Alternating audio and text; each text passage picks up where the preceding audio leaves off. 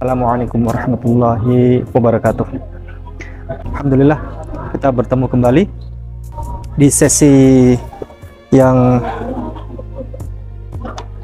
iklim sedang cerah ya, sedang cerah tapi agak mendung mau hujan. Di sini sejuk, alhamdulillah, bersama Cici Jesslyn. Dan beliau ini baru masuk Islam karena begini, karena banyak saudara kita dari Kristen dan Katolik terutama, kalau dari Islam tentu juga penasaran apa sesungguhnya yang mendasari beliau masuk Islam. Dan beliau ini spesialnya karena dengan pembicaraan nada speed yang di luar biasanya.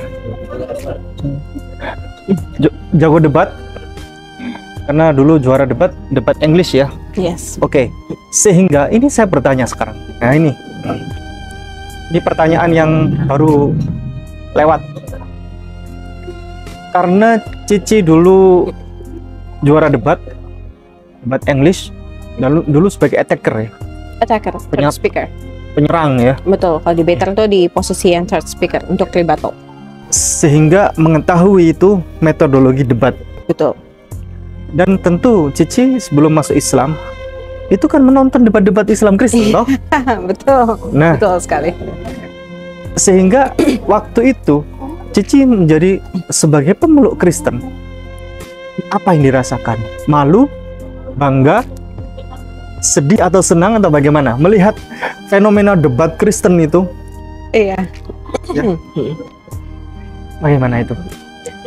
Oke, untuk fenomena debat yang saya nonton itu kan biasanya debat yang perbandingan agama. Iya, perbandingan agama. Jadi itu bukan perdebatan yang misalnya yang kecil-kecil, nanti langsung ada bertema.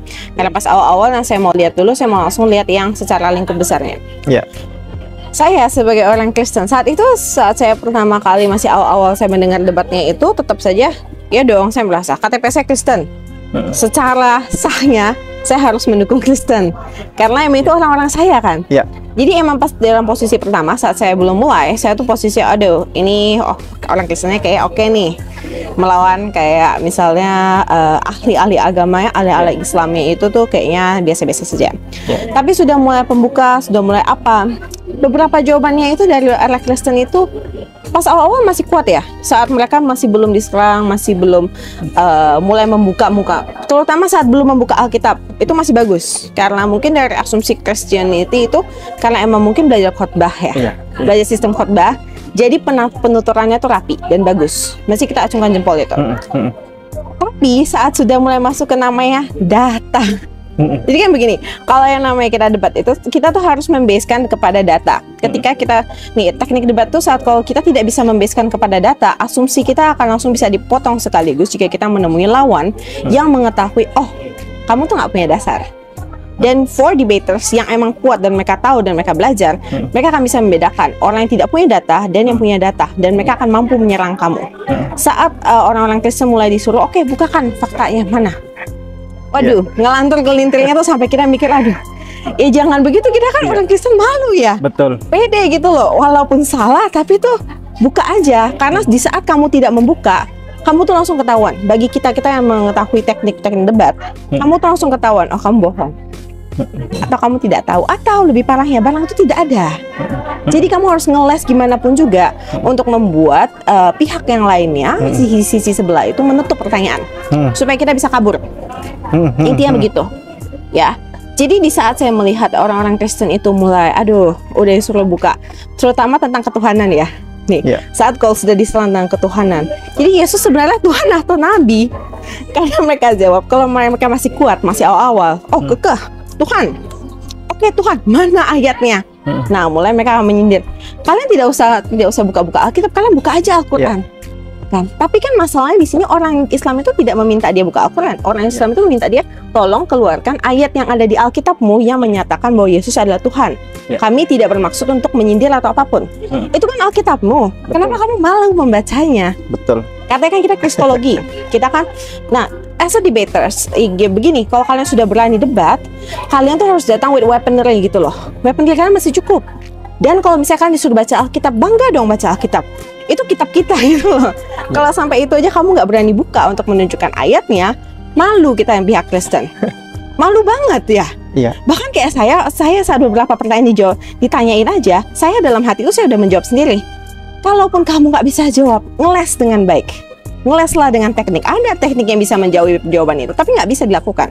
Yang mereka lakukan apa? Yang mereka lakukan langsung emosi ya, terpancing emosi. Iya. Nah, pertama terpancing emosi. Kedua, mulai menjelekkan. Malahan mereka harusnya kamu menjawab pertanyaan, malahan kamu lempar balik langsung pertanyaannya tanpa dijawab. Atau kamu langsung memalukan, seakan di saat kamu melakukan hal itu, the only person that you are making faults with is yourself gitu loh. Kamu tuh mempermalukan dirimu sendiri. Kamu ketahuan kamu tidak tahu dan tidak siap. Nah, disitulah saya mulai pelan-pelan nih. Saya dari pertama saya masih tetap, Otan pasti Kristen tuh pasti menang. Karena menurut saya mereka lebih keren pembawaannya dibanding yang Muslim. Karena yang Kristen tuh biasanya suaranya lebih lantang, lebih kenceng, serangnya tuh banyak. Tapi kalau kita dengar nggak ada isinya. Itu memalukannya. Kita tahu kamu tuh nggak ada isi. Jadi pelan-pelan saya mulailah lebih berpihak kepada, saya lebih menyetujui hal-hal yang diucapkan oleh Islam. Walaupun saya mengerti, saya tuh bukan Islam. Tapi barengan mereka bilang betul dan tidak bisa disanggah. Karena mereka tidak hanya membawa data Al-Quran, mereka juga membawa data-data lainnya. Seperti data di hadis atau data di mana, dan bahkan mereka lebih mengetahui Bible kita dibanding kita. Jadi kan kita malu dong. Masa Kristen kita nggak bisa nih bukain Bible kita, sampai harus orang Islam itu yang harus memegang Alkitab kita, membukakannya, mencarinya, bahkan memvalidasi.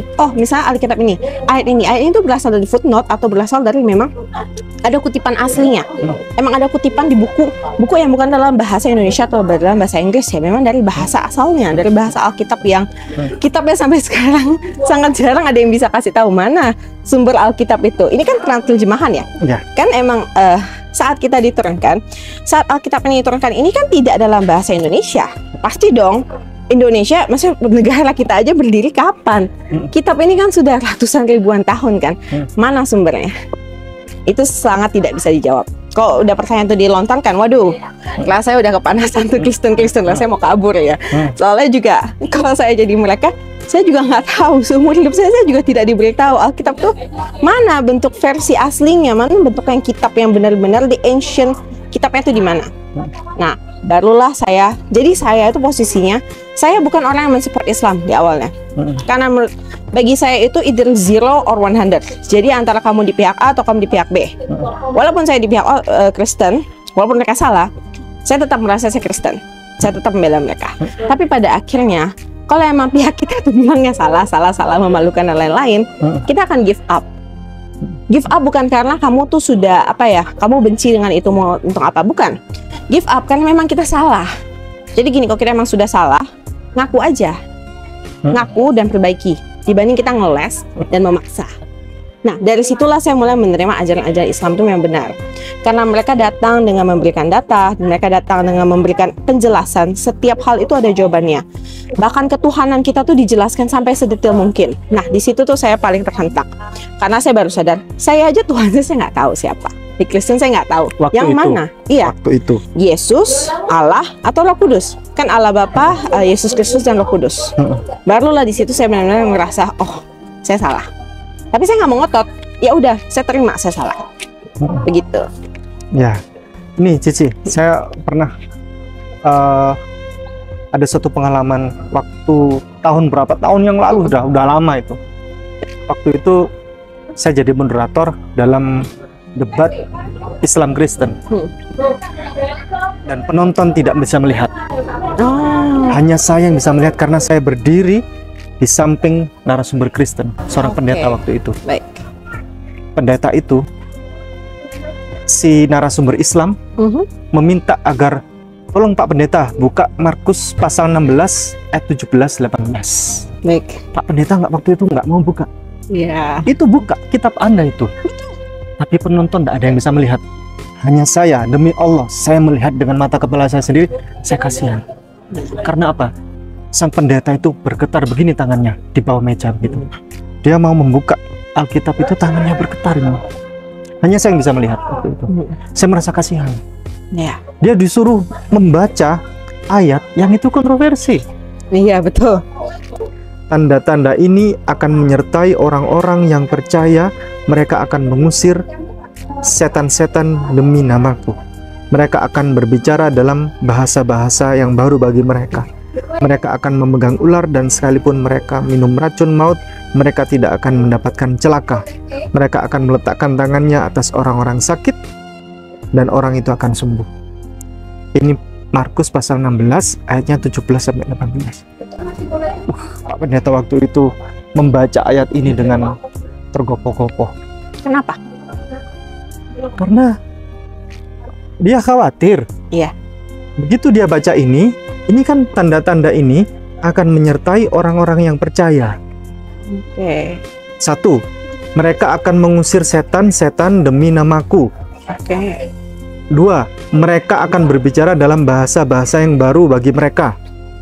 Artinya orang yang beriman kepada Yesus Kristus sebagai Tuhan Baik. akan pinter bahasa asing. Banyak gitu kan. Mereka akan memegang ular, dan sekalipun mereka minum racun maut, mereka tidak akan mendapat celaka. Mereka akan meletakkan tangannya atas orang sakit, dan orang itu akan sembuh. Ini yang dipakai oleh KKR. Tetapi yang dia takutkan, begitu membaca ini, khawatir ada penonton yang membawa racun tikus, disuruh minum, makanya dia tangannya itu bergetar. Saya kasihan, nggak tega rasanya. Ayat itu ayat perjamuan kudus. Oh, Jadi maaf, begini. Ayat utama di perjamuan kudus adalah untuk saat kita mengangkat anggur. Itu kenapa saya tadi tanya, kenapa? Kenapa dia takut kan? Jadi ayat kita, kalau kita sudah mau mengangkat cawan perjamuan kudus, di mana cawan anggur itu, kita akan membacakan ini.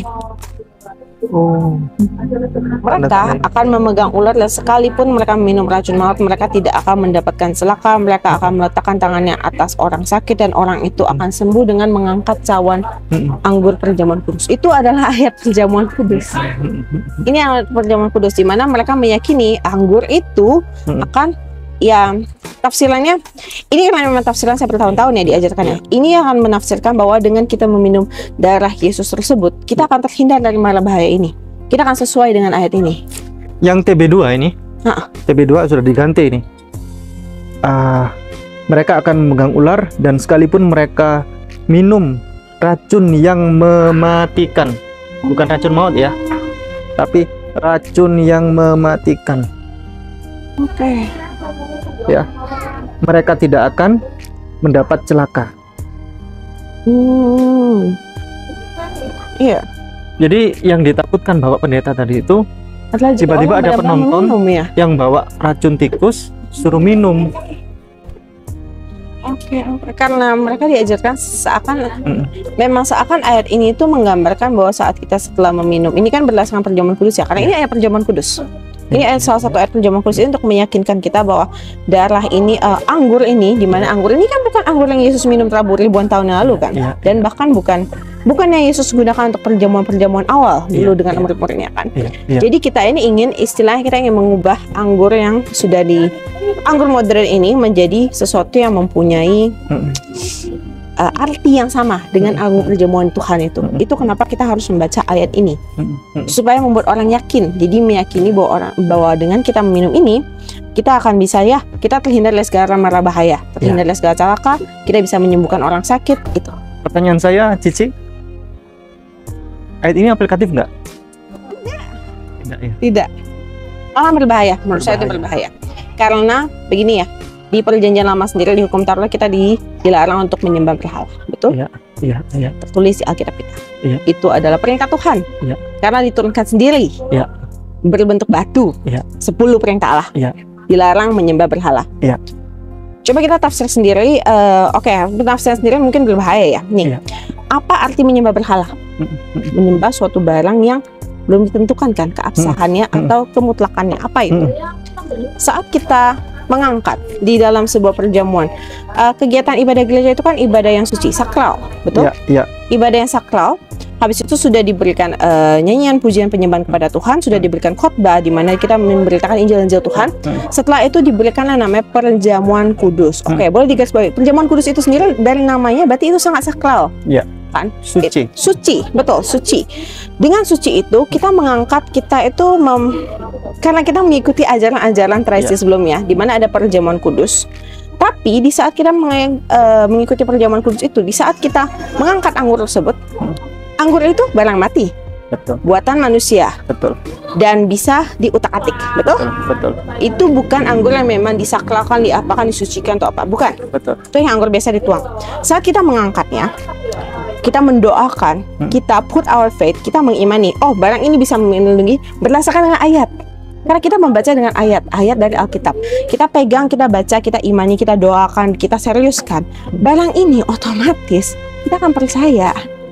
Kita akan percaya anggur ini bisa sembuhin saya. Di saat kita percaya, yang kamu percaya itu Tuhan atau anggur? Nah, itu berbahaya nih. Iya. Karena tipis loh perbedaannya. Kamu sudah mengangkat sebuah anggur. Yang kamu percaya itu adalah darah Yesus. Di saat kamu percaya itu darah Yesus saja, itu pertanyaan besarnya, ini bukan darah Yesus. Ini bukan darah Yesus. Dan kenapa kita harus jadi minum darah Yesus untuk melakukan itu? Kayak saya untuk menebus dosa. Sebenarnya itu untuk penebusan dosanya kita dan juga melindungi kita. Dengan kita ada minum darah Yesus, kita tuh terhindar dari setan-setan lah. Base-nya tuh seperti itu kan. Tapi itu sangat memberhalakan bagi orang-orang, apalagi jika orang-orang Kristen yang tidak diberikan edukasi yang cukup mengenai kekristenan, mengenai apa itu makna anggur dan roti. Mereka akan percaya, oh aku sakit nih. Saya sakit, saya datang ke gereja, saya makan perjamuan kudus, saya pulang, saya sembuh, saya percaya dengan kekuatan perjamuan kudus. Disitulah kita akan menjadi berhala. Karena kita tidak lagi mempercayai bahwa Tuhan Yesus sendiri, karena kita mengaku Yesus sebagai Tuhan, betul? Tuhan Yesus sendiri yang akan menyembuhkan kita. Tidak. Kita percaya bahwa sebuah anggur yang diberikan oleh gereja, yang kita tidak tahu itu apa sebenarnya, kita percaya itu lebih manjur dibanding obat. Itu bisa menyembuhkan kita. Itu berhala dan itu berbahaya. Bahkan mengkontradiktif dengan yang kita pelajari. Ini poin ini, Cici. Tanda-tanda ini akan menyertai orang-orang yang percaya. Mereka akan mengusir setan-setan demi namaku. Mereka akan berbicara dalam bahasa-bahasa yang baru bagi mereka. Cici menguasai bahasa Inggris. Betul. Betul? Betul. Bahasa Mandarin, betul? Betul. Coba ditunjukkan perkenalan pakai bahasa Mandarin, coba. Oke. 大家好，我叫黄佩丽，我的印尼名字就是 Jesslyn Dealstari， 我是印尼人，现在我住在雅加达。Itu kalau untuk perkenalan diri Mandarin. Tolong sampaikan kepada saudara kita Kristen bahwa ini Yesus memanggil Anda untuk mengetahui kebenaran lewat Alkitab. Coba pakai bahasa Mandarin. 所以呢，我们的耶稣呢，就是叫我们从这本书，就是这本特意的书、特别的书的，会教到我们生活上是要怎样的过得好。比方说，我们在生活上，应该要做的是什么？我们要做为一个好人是怎样的做？所以呢，基本上，耶稣在这边就是有教导我们。 Mari kita bertauhid hanya kepada Allah, kepada sesembahan satu-satunya Allah, bukan menyembah Yesus. 所以呢，如果我们就是相信一个，我们相信一个耶稣，我们就是只要只可以，就是按照耶稣做的东西来做，这样。Yesus di dalam Alkitab ini. Di dalam Alkitab setebal ini tidak pernah menyebut satupun dirinya sebagai Tuhan atau sebagai Allah. Dia sebagai Nabi. Yesus jujur, selalu jujur bahwa di dalam Alkitab ini bahwa beliau adalah Nabi. Poin pertanyaannya adalah, Cici dulu belajar bahasa Mandarin berapa tahun? Saya belajar Mandarin dari kecil. Saya belajar Mandarin dari sekitar saya SD sampai saya SMA. Kuliah bahasa Mandarin? 9 tahun. Ya, tapi saya kuliah bahasa Mandarin secara khusus ya. Subjeknya? Subjeknya. Saya itu beda studi bahasa Mandarin. Disiplin ilmu bahasa Mandarin ya? Betul. Seandainya Cece waktu itu belajar bahasa Mandarin tanpa perlu belajar, apakah otomatis bisa? Tidak bisa. Dengan ayat ini? Tidak bisa. Kan Cece waktu itu beriman kepada Yesus toh? Betul. Betul. Cece ingin waktu itu, saya kepingin bisa belajar bahasa Yunani. Bisa? Tidak bisa. Harus belajar. Harus belajar. Berarti ayat ini aplikatif tidak? Tidak aplikatif. Terakhir ini. Ya. Yang lalu video-video kita ini selalu di reaction sama saudara kami Pak Andri Tunggal. Pak Andri Tunggal Saya selalu ya. Mungkin dia mengidolakan ini Ustadz Kainam atau mengidolakan saya kali ya. Kemungkinan Nggak tahu. Dia reaction terus. Dia pantau terus kami ini. Terus dia bikin narasi-narasi. Wah, macam-macam lah. Betul. Begini. Yang lalu ada yang komentar dari saudara kami Christian. Ipu nggak mau diajak debat. Ipu nggak mau. Oke, saya mau debat sama Andri Tunggal, mau tatap muka langsung tapi ya. Betul. Tatap muka langsung kita. Saya nggak mau debat online. Iya. Kalau bersedia, monggo silakan hubungi kami. Atau jikalau tidak bersedia debat dengan saya, debat sama Cici. Bersedia nggak? Betul, saya bersedia. Bersedia. Tatap muka langsung? Betul dong. Malah harus tatap muka langsung supaya kita itu bisa membuktikan validasi bahwa saya berani berkata di depan Anda dengan posisi saya langsung. Saya tidak ada sembunyi-sembunyi. Kalau kita salah atau kita apa, kita selesaikan di saat itu. Tidak ada namanya off cam, tidak ada namanya kabur dari Zoom-nya atau keluar atau dengan alasan debat langsung ya? Iya, debat langsung secara fisik aja, tatap muka. Tatap muka supaya kita bisa bertanggung jawab atas apa yang kita katakan. Face to face, saya bertanggung jawab atas apa yang saya katakan. Kita selesaikan debat dari awal sampai akhir apapun hasilnya. Masalahnya Pak Andri Tunggal ini sudah diajak debat sama banyak orang, nggak pernah mau. Tapi harusnya bangga dong. Dengan kita berdebat seperti itu sebenarnya kita memberitahukan kebenaran. Dan dengan kita mampu berdebat atau seperti begini ya. Jika kita orang Kristen, menurut saya jika emang kita mempunyai kemampuan seperti Pak Andre, jika memang berkemampuan yang tinggi atau apa, harus ditunjukkan. Karena itu adalah bentuk kita melayani, kita itu kepercayaan kita. Itu adalah bentuk keimanan kita. Kita berani merepresentasikan kita punya agama dong. Kita kalau ada perusahaan juga, kalau kita tahu itu benar dan bagus, harus kita berani representasikan. Saya juga memilih dengan betul. Saat ini saya berubah, saya mualaf, saya berganti menjadi Islam. Saya berani menyatakan dan saya tahu alasan-alasannya. Dan saya berani menjadi laskar untuk representatif untuk sebagai Islam karena saya bangga dan saya tahu itu benar. Dan itu juga yang harus dilakukan dari Pak Andre. Jika memang ingin melakukan perbandingan agama, harus kita lakukan dengan formal supaya bisa kita pertanggungjawabkan dengan baik. Ini ada tantangan dari Cici Jaslin. Ini masih baru mualaf ini. Betul. Masih jadi kemampuan benih jagung. Betul, jadi kemampuan saya terhadap Islam tuh lebih kurang dibanding kemampuan saya terhadap Kristen. Jadi kita masih saudara, dekat. Kalau mau berkenan, silakan hubungi nomor kami 08233 121 6100. Cici Jaslin siap? Siap. Tinggal jawabannya aja. Nanti di kolom komentar atau kolom komentar Pak Andri Tunggal bisa menjawab. Betul. Kalau Anda tidak berani, ya berarti kesimpulannya apa? Tidak bertanggung jawab. Tidak bertanggung jawab. Betul. Oke, baik demikian. Terima kasih. Barakallahu fikum. Jazakumullah khairan katsira. Assalamualaikum warahmatullahi wabarakatuh.